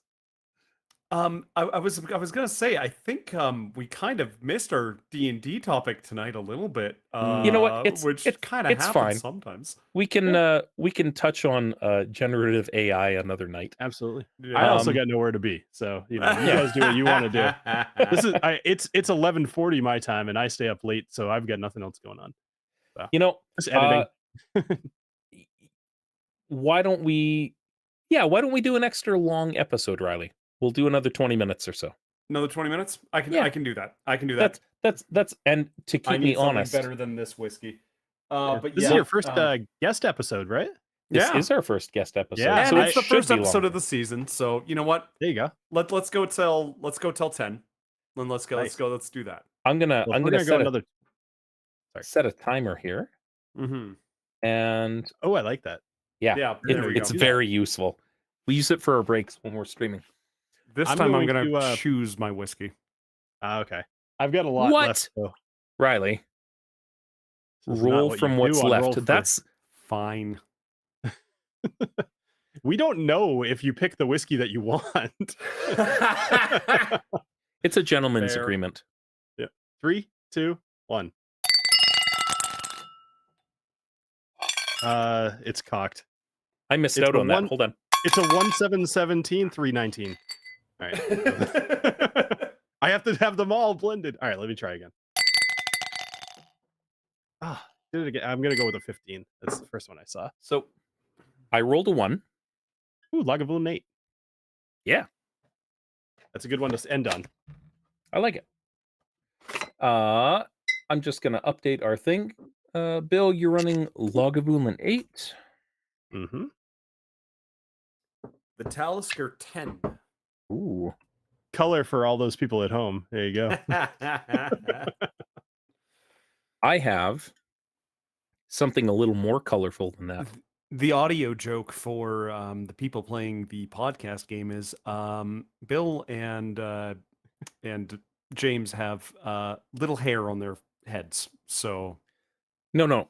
They're not little hairs, Riley. There's no hair on my head. Are you There's a difference. saying that this shirt makes me look bald? So Bill held up his glass to show the color on his head. I'm going to hold up this bottle to show the magnificent color on this bottle. Ooh. Oh, that's cool. I like that. This is a Kujira 10-year-old Ryukyu whiskey. Also, whiskey without an E, thank you. Bourbon barrel small batch. That is from Japan. From Shinzato. So let me ask you a question. Does it say product of Japan or does it say Japanese whiskey? It says product of Japan. Okay. So it's actually, I'd have to double check my notes, but it might not legally be Japanese whiskey. Really? Yeah. So it's been a little while since I've dove into too much Japanese, but basically they released new laws, probably about 3 years ago at this point, that stipulates what a Japanese whiskey is. And after that came out, you could write product of Japan, but you couldn't write Japanese whiskey, or possibly the other way around. I'd need to double check my notes. I would love to know that. I will double check my notes while we're chatting. Let me take a look on their website. I gotta pour this first. Hold on. Does this bottle make me look bald? Yeah, I think it does. All right. It's a good line, right? The best thing is the wooden cap. It's a Yeah. really nice touch. It's got an excellent feel to it. This is a bottle of whiskey that Riley got me for my birthday. Actually, it was a group of us that got it for you. It was a group Nice. of us. I So- might have been a little intoxicated on my birthday and missed that part. Pretty sure I thought it was just Riley. No, it was a group of us that did it for you. I appreciate it. So here is the deal. So they do have until March 31st, 2024 to officially change any labeling that's on any bottle. Mhm. But here there's it's called Article 6, and here there's 4 rules. You cannot have unless it is officially Japanese whiskey, you need to remove the word Japanese from your labels. They also need to remove any mention of Japan's culture, language, history, writing, or the flag from the label. Names of people that evoke Japan, names of Japanese cities, regions, famous places, mountains, and rivers, the Japanese flag, or any other labeling that makes it likely that the product being labeled is mistaken for a product that satisfies the production method quality requirements, blah, blah, blah. This is like the legalese. But yeah, so that one... So this if one it is says distilled product of- in Okinawa, Japan. Okay, so that probably is Japanese whiskey then. A big part of it was they were taking like barley from Scotland, and then and the Chinese actually do the same thing. I actually have a Chinese whiskey down here too, which is number 2 because it's the second worst thing I've got. So a lot of places will import barley from different places, or possibly just fully made spirits from different places, and then they'll throw it in a barrel in their own home country and call it whatever country whiskey. I've heard that before. Yeah. I believe China just actually put out their first real actually made in China whiskey. And it's the same brand as the one I have, but the one that I have is junk. And I'll show that. But we should talk about D&D. We should talk about So this is interesting because it's made from indica rice. This is a rice whiskey. Sorry, that was probably super loud. So this is the bottle that convinced me. So this is $100 for a 40% whiskey, which was made in Australia and then shipped up to China. Is a genie gonna suck your dick after you rub it? Like, what is that? What is that bottle? That could be worth the price. Although, it's funny once you start having that be offered, I actually feel like 100's too little, and I'm not sure that I. Right? That is. I feel like I'd rather overpay for that service. Inflation being what it is. So I'm gonna curtail us into our gaming topic for the evening. Hard turn. So, I've been dealing with a lot of generative AI stuff for work lately. And spent a good hour and a half listening to somebody try and sell it to us that it didn't sound like they knew a whole lot about it, but their company absolutely offers it. We use generative AI on a pretty regular basis on our channel. Generally not for artwork because there's some issues. Gray area. Like there's a few things that I've used it for where I'm trying to evoke an image. I'll take it. I'll throw it on screen. But there's a lot of folks that'll be like in the style of this artist that I like over here, and I'm not really down with that. We've had other talks about like, if you use Photoshop, is that real art versus using a canvas? Is that real art? If you're using Photoshop and you're using a palette that is full of a blue that somebody else mixed and they just sampled for their template, are you really an artist at that point? And the ins and outs of that, like it's a whole lot of gray area. But I find you binge listened to the podcast recently. Sure did. Mm-hmm. So there was an episode, I think it was 3, 4, 6. Or 5. Yeah, might have been. Yeah. It was early. Yeah, so somewhere in there, where I read out a synopsis of a campaign, and I'm like, cool, I'll build upon this. So I use those specifically OpenAI's tool for workflows when I'm doing my campaign writing. So I'll do it for generating dungeons. I'll use it for generating plot hooks. And essentially writing out a campaign setting. So we've talked at some length on what a source book is versus what versus an adventure module. And source book or campaign setting being, this is the world you're in, here are the people that run it, here are the NPCs that you'll find, and make your own adventures go. Mm-hmm. Yeah. Those things I would never use generative AI for, because I don't need it to tell me what that innkeeper's name and sexuality and descriptive features are. I got that in my brain. Mm-hmm.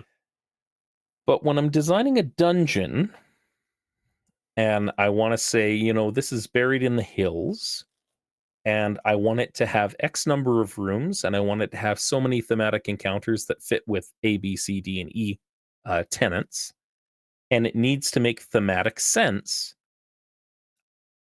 I want to, so I leverage it more as a sounding board for myself. So I say, I've used prompts like this for ChatGPT, where they've entered the first room. This is what they see, because this is what I thought of. And they don't necessarily find the hidden switch. What happens next? Mm-hmm. And I listen to what it says, and I use that for inspiration on what the consequences could be, or the other outcomes. Because you're a DM, you run a D&D stream on Monday nights, just like we do. Sometimes your players throw you, and experience serves you well. But for a new DM coming into it, that is, and we've talked long and hard about the different players that we have on our stream. Mac is the kind of DM, for instance, that needs to write everything down, every eventuality and possibility, so he's prepared for anything the players might do. It's a thing that works for him. It takes a lot of time though. And I feel like using a generative AI model for like, okay, what happens if they don't solve your puzzle? And posting those questions into ChatGPT has been really eye-opening for me, because it comes up with some wonky shit that I never thought possible. But if you take a step back, you're like, that is exactly the kind of bullshit that a player is going to come up with. 100%. And to Chat's point, our good friend Ken, who ran us through GURPS here a couple of months ago, he's never written anything down. Everything has always been out of his head. 100%. I mean, Ken, that's a lie, because I've seen your notebook with your little doodles. But but how about you, Bill? How much do you use, like, specifically a language model for your prep, for your planning, for your campaign notes, or just for storyboarding, like sounding boarding? Sure. So I'll take that from a slightly different direction. So in my personal life, I am a director of software engineering. So the idea of jumping into AI is almost a necessity of the job, right? So that was what got me thinking about ChatGPT. And then I started looking into it. I'm like, this is pretty cool, but like I'm a little worried about how this is going to take my job. I have the same idea or the same thought when it comes to DMing. And here's my thinking with DMing. So when it comes to the game that I'm running, I try very hard not to use ChatGPT to help me with the campaign. And there's a reason for it, because it makes things too easy. And I wouldn't even say it makes them predictable, because like you said, it can put out some really crazy stuff. It throws some weird shit. If you tell it to, it will be like, let me blow your mind. Yeah. And so I try my hardest not to use ChatGPT for anything other than like NPC creation that are just like, I'm an innkeeper. I'm like, I want this person to be more than just like, random race, random class, random like whatever is. I want to have a little bit more. And so you're not falling into the typical tropes. Well, actually, I wonder about that, because if you're doing it off the cuff, as a human being, you're going to pull from typical tropes that you pull from. Yes. What's your name? What's that guard's name? Bob. Steve. Yes, His Bob name is Goblin. Gerald. Right. Gerald of Rivera. Yeah. Gerald of Rivera. I like that. Right? Gerald might have to make an appearance in my game. But ChatGPT also pulls from a large language model that is going to pull specifically, like, and so you've produced a number of really successful like AI shorts and AI videos for using stuff like ChatGPT and Midjourney for generating your art for your campaigns and things like that. It is 100% in my experience. I'm generating 50, 60, 70 NPCs at a time for a project that we're working on locally here. I'm like, oh, that's a trope. Oh, that's a trope. That's problematic. I need to change that. Like, the number of bisexual tieflings that it cranks out. I think part of the problem with ChatGPT, at least in this case, so I have this specific prompt, and you bring up a really good point. So when I want to create an NPC, let's say I do want to make it through ChatGPT, which has happened.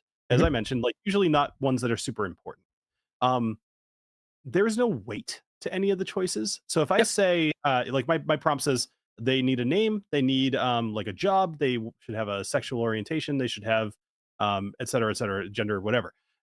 It doesn't weight the fact that realistically most people are heterosexual. It's if you generate 4 NPCs, there's a good chance that you're going to get heterosexual, bisexual, homosexual, and asexual. Like, and so that's something that the prompts could benefit from. There's might be some syntax out there. I haven't found it to Well, and really.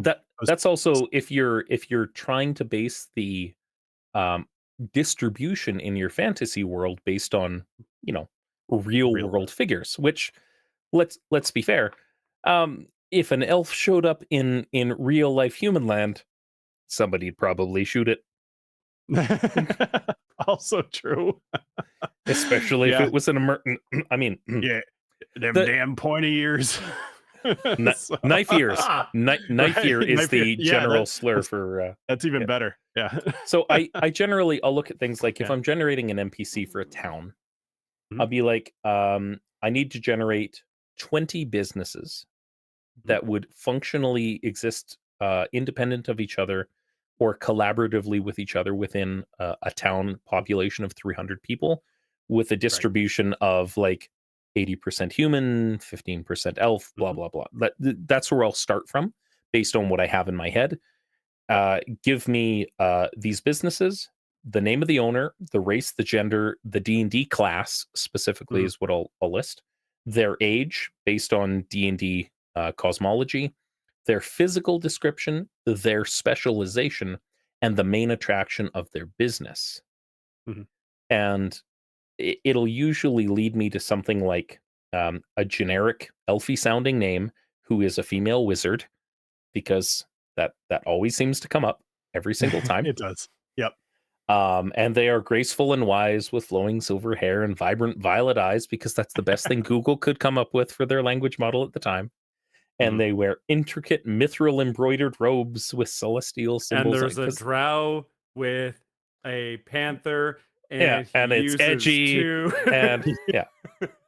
Actually, but so he's a good guy, and on the topic of drow, the other day I joked in the game that I was doing about my players are considering going to the Underdark. I remember this.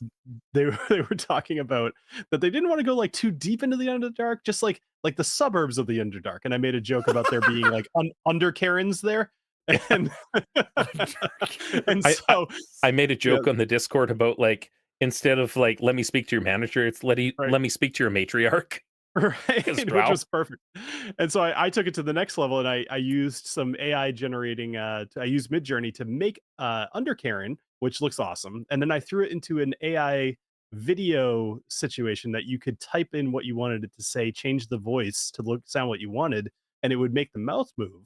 So I made the Underkaren say, "Take me to your matriarch," and it looked awesome. If you want to see this, you can join the Dungeons and Drams Discord that I'll probably link in the doobly-doo, or you can join ours, and there's a standing link for it somewhere.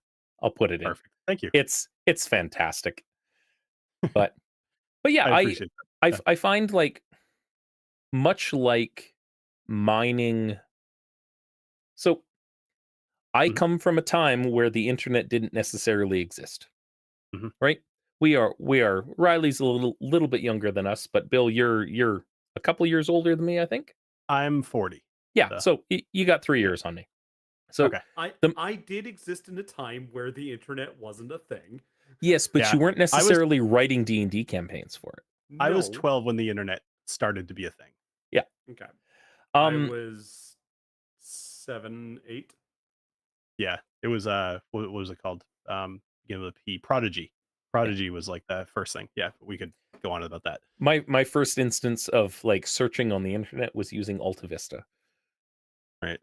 But that said, you were just like boobs.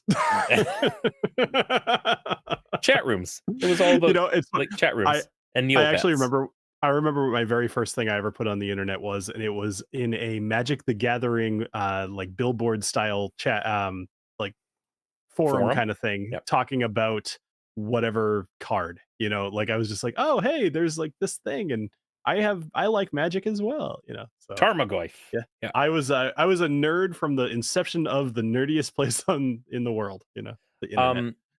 But much like most Mhm. DMs or storytellers, we take from our inspirations and our prodigies, and I would be lost if it wasn't for folks like David Eddings and um Robert Jordan for Mhm. developing worlds and magic systems and things like that, because For that's sure. what I base a lot of the things that I'm doing on. Mhm. And that's what generative AI pulls from, is you know it's taking inspiration from so many things. And we've talked about this in the past, where it's going to be interesting to see when AI is pulling from other AI for inspiration rather than specific artists and data pools. Like, Yeah. how is it, like, the argument comes up of like, you're stealing from creators, but it's like, if I'm an artist, I'm so I'm a paltry musician at best. I Mhm. I often say I take the time, I enjoy playing, but if I had never heard other artists play, my playing would be, you know, non-existent. Makes sense. And if you're an artist who draws or who writes, if you if if you don't stand on the shoulders of giants, what are you? Right? Yeah, And for sure. the argument that comes out is like, well, it's stealing from other artists. And to a point where, if you didn't give permission for your art to be used in such a way, that's one thing. But if Mhm. you're an artist that draws or that writes, and that people consume your work, are you saying that you don't want to inspire other artists as well? Right? I And look at it less as taking from artists and more taking potential work from artists. I, You know? I agree. Yes. I see that. Yeah. Yeah. At no point um should somebody starve because a computer can do it better. I mean, Mhm. that's partially the world that we live in, as a reality in other facets as well. But Mhm. I made a joke in our Discord several months back where it's like, you're going to see Crayola stock just going right up, because there's going to be a massive spike in valuation on handmade art when anybody and their dog can use a simple tool to put a digital artist out of business. What's the value of digital art compared to something that somebody made in person, right? Yeah, and that's a good take, actually. I think that's a smart way to look at it, as people are gonna value hard copy a lot more. Well, and Um, I look at Good. this from a personal point of view too. Like, my mom is a physical artist. She does Mhm. oil works and canvas and stuff. I've got them all over my house. And if somebody came to her and said, "Can you design me a logo? Can you paint me a logo?" She couldn't do in a short amount of time what somebody's going to mock up in Photoshop in 10 minutes, Yeah. right? So you've got digital people that some physical artists don't consider artists, but by today's standard definition truly are, Mhm. um taking work away from somebody. But here Yeah. we are, right? And I would it's interesting to see, like, as a storyteller, can you now become the new subset of artists where you know exactly what to say to manipulate a tool to get the results that you need, versus knowing exactly what templates to use and factors and to input to get what you Mhm. need out of a system like Photoshop. So I would say, going back to the kind of more about using it for DMing, right? Mhm. The story that me and the players are now telling on Dungeons and Drams, I have a plan, like I have a direction I want the story to go. Mhm. And they could very well go completely separate, but there is a definitive beginning and end point that hopefully happens. If it doesn't, I'll have to make some stuff up, but let's just assume it does. And there's probably like 5 or 6 little points in between, and those are probably going to happen. But if they don't, I'll make up something else. But you know what? All the filler, like you kind of said, generating a city, that is not something that is critical to the story that I've come up with that I really want to tell. That is something that is basically grunt work. And if there's a part of it that I don't want to be grunt work, I'll make that up out of my brain. But you know what? If tomorrow, or let's say a few weeks from now, if they leave the place that they're in right now and they're on an airship and they spot a town, and I haven't thought about what's in that town, but they're like, we really want to just land there and go visit a shop. I don't have that shop, but ChatGPT could make that shop for me in about 2 minutes. And then I have a point that I did not have. And I wouldn't feel the bad shopkeeper could be named Bob. Bob Elfson, because he's a half elf. Geralt of Rivera or something. I forget what you said, but I'm gonna have to. I love that. I'm gonna have to remember that. Gerald Riviera. Gerald Riviera. See, I like that. Yes, he's an Eldritch Knight. So I like it. Well, I think I finished my whiskey for the night. I don't think I'm gonna have another one personally. That sounds about right. Bill, good job, thank you so much for joining us tonight, for being our first guest on the show tonight. Yeah, I loved being here. This was really fun. I'm sorry that we spent so much time off topic, because I actually would have loved to talk more about AI stuff. This was fun. This was great. Yeah. I like talking the spirits and beer side of things as well. Like, there was some really cool topics. It's a really cool insight into spirits, and it helps me out because it works for my job as well. So I do appreciate it. I appreciate the insight and the knowledge. So, and I hope that I imparted something a little bit on my side too. Absolutely. I loved that you were able to answer the questions I asked. And just having listened to all of the episodes that you guys have put out, I've learned stuff about beer that I did not know. That's all on Riley. It's been great. I was talking to my wife right before I went down here, and I was like, I did some research on beer today because I don't want to sound like an idiot. And having listened to these guys talk about beer, they actually know what they're talking about. So I have to kind of bring it. So as a final note, are you in a scenario where your spouse follows along with the whiskey that you drink? Is that her jam? Not. No, she wants to be about as far away from any peated whiskeys as I have. Like, I have to sit on the other side of the couch. I have had her. She will occasionally drink a hot toddy. That's about the most she'll go. There you go. I like it. Well, Bill, thank you for joining us. Where can folks find you on the internet? This is your chance to pitch. If you are interested in whiskey information, videos or reviews, you can find me on the Whiskey Dictionary. I will occasionally do live streams too, but it's mostly full-length videos and shorts. If you're interested in Dungeons and Dragons, and specifically drinking along with us while we play D&D and drink a lot of whiskey on D&D, you can find us on Dungeons and Drams. We would actually very much like to get some more attention to that channel and try to grow it a little faster. So check that one out. Awesome. Yes. Well, and I was just going to say thank you guys so much for having me on. This was been a really fun time. Of course. And hopefully it's a little challenging because Bill chose to stream his D&D the same night that we stream our D&D. But one of these nights, somebody's going to be really sick and somebody's going to cancel, and we're going to get Bill on Legends of Logomancy, or I'm going to step into into Dungeons and Drams as a twirly mustached Gerald of Riviera. And I'm going to have a microphone. Vanillin. You'll be a vanillin. I'll be a vanillin. Yeah, I like it. I'm not evil. No. Is that a train track? Yes. I love it. Cool.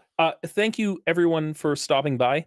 Let's take a look here. So we have our Roll for Wishes campaign coming up at the end of October for Make-A-Wish.